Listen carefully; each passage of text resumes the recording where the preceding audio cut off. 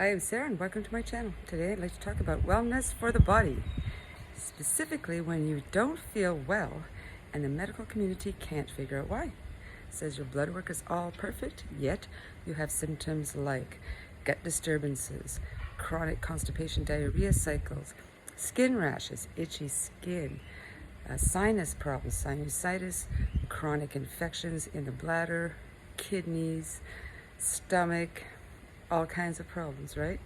Those things that lead to inflammation that can eventually become autoimmune diseases.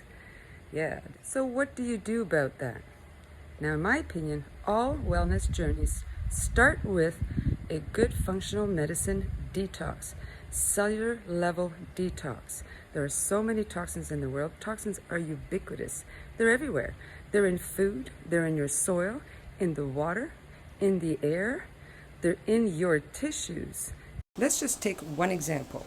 Lifelong exposure to a low dose of glyphosate. The study concludes there are no changes in cognitive function, but developed impaired social behavior and increased repetitive behavior. Also, activation of phagocytic cells, increased mucus production, reduction of phagocytic cells, changes in intestinal integrity, and altered gut microbiome.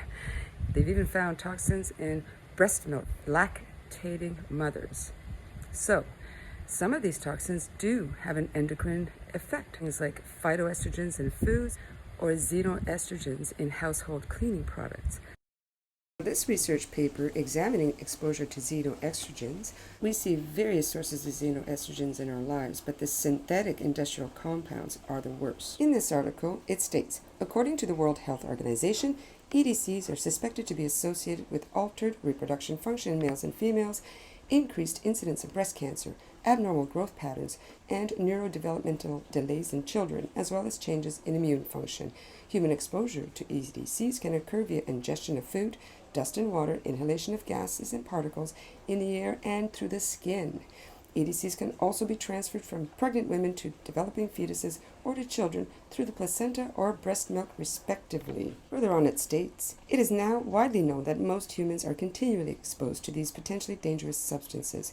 This is proven by the increasing incidence of many endocrine-related disorders comprising genital malformation, neurobehavioral disorders, and the increased global rate of endocrine-related cancer. It's just everywhere. And our skin, it does act like a barrier, but it is also a spongy membrane. Things do filtrate from the skin deep into your blood vessels and enter the bloodstream.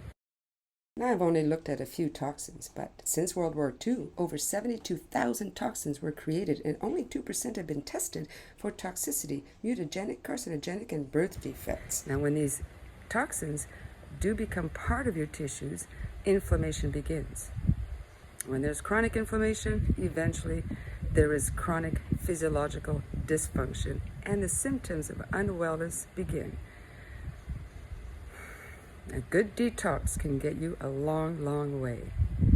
Contact me if you need help. That's my job.